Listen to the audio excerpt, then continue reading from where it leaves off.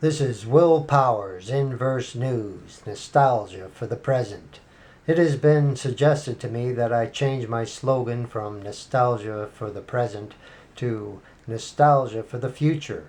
What do you think? Leave your suggestions in the comments below. A huge crowd of protesters in San Jose, California block traffic and flee the police before or right around curfew. The city of San Jose has imposed an 8:30 p.m. curfew in response to the rioters causing so much damage Saturday night. On the afternoon of May 31st, I heard this report from Kenny Choi on KPIX Channel 5. Brian, San Jose officials say that they have intelligence of planned looting for tonight, and that's why they have imposed a curfew that will begin at 8:30 tonight till 5 a.m. That's going to last for 7 days or until further notice. They say that they are hoping that this will minimize, if not eliminate, all the destruction of property, the looting, and the violence that they've seen over the last couple days. When I heard that, I got on my e-bike and headed downtown before curfew hit. In the last hour of curfew, I got out there around 7:30, and I stayed past 8:30, and I encountered downtown a huge crowd of protesters blocking traffic along Santa Clara Street in front of City Hall from 4th Street to 5th Street to protest the killing of George Floyd in Minneapolis, Minnesota. The police were out in force. Every available man, from what I could tell, over 100 cops faced off with the protesters along Santa Clara Street, as you can see from this video.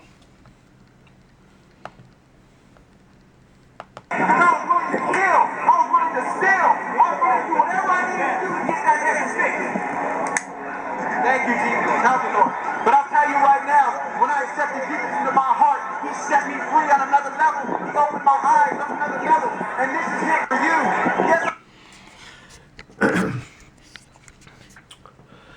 The crowd was huge in comparison to how large it was on Saturday, May 30th.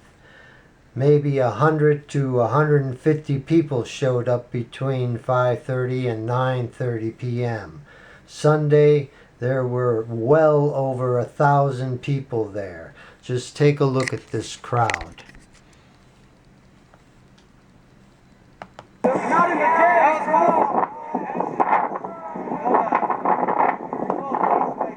Thanks, man.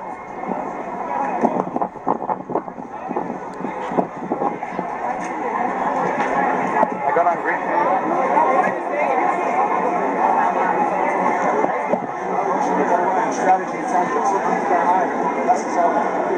How you doing? Peace.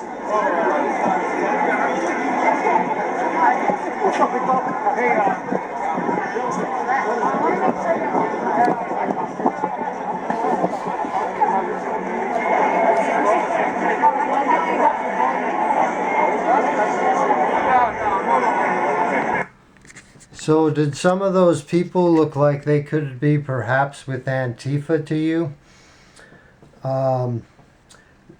Saturday I tried to get an interview with a guy who dressed like he was with Antifa, covered head to toe in black, wearing backpacks. Nonetheless, he acted like someone who had something to hide. Here you can see him in this video, right here.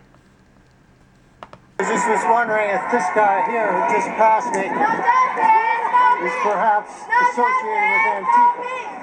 Are you with any group, sir? You won't talk to me? You won't talk to me? Why won't you talk to me? Enough is enough. Yes, I can read your sign.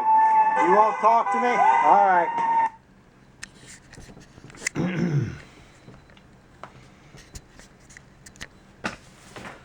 I was told off camera by the demonstrator, the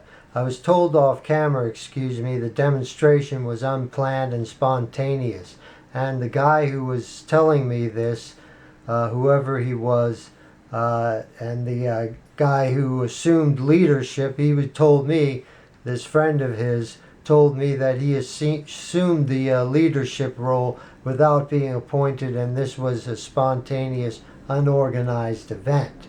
I don't know if I believed him, but this is the guy in the video who took control of the event.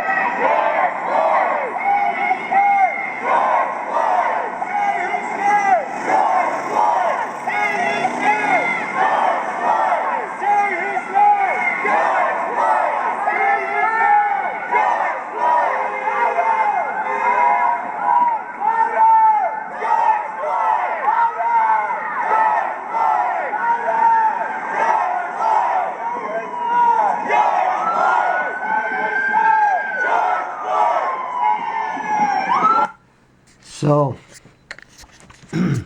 another guy on Saturday, May 30th, that I talked to, dressed completely in black, looked like he may have been with Antifa, didn't mind answering my questions, which made me think that maybe he wasn't with Antifa.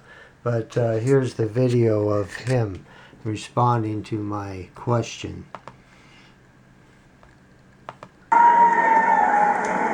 Say, are you with Antifa or some organization? You with the police? No. Sure. I'm just a YouTube blogger, Will Powers, and I have a channel on YouTube. I was just wondering if Antifa has a presence. You're not Antifa? No, I'm not. Okay. You just kind of look like Antifa with this. Yeah, he dressed a little like Antifa, but I don't know if Antifa would have the marijuana thing on their scars. Perhaps, I'm not sure about that. Anyway, that's all he was willing to say to me. And however, Sunday I didn't see any violence, and it looked like the police broke up the crowd around curfew time, a little after 8:30 p.m. So were these members of Antifa in San Jose on Saturday evening causing all the violence, perhaps, when the looting took place? After I left Saturday night around 8:30, 9 o'clock, before all the violence took place, I thought that was the end of the demonstration. But no, somebody even said, yeah, that's it, I think it's over. So I wasn't the only one. Everyone, the police broke it up. Everyone was running their different ways. People came out of the dark after that, though, and started looting and setting fires and causing all the trouble. That surprised me. I wasn't expecting that because I thought the crowd had dispersed and they seemed peaceful. That is until the police moved in and decided to disperse the crowd because they claimed it was an unlawful assembly. And you know, this is how things escalate, and this curfew is on for the entire week, which will do nothing to quell people's pent-up rage. More to follow. People lost their jobs, businesses are still shuttered, so the rage goes deeper than George Floyd, affecting everyone. This coronavirus shutdown.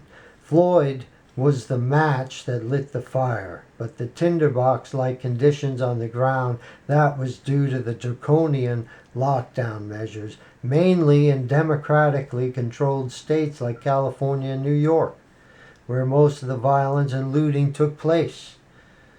I will have more on that in my next segment on who is sowing the seeds of divisiveness and hatred.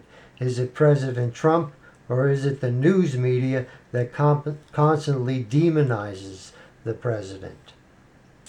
That's all for now. This is Will Powers. Thank you for listening.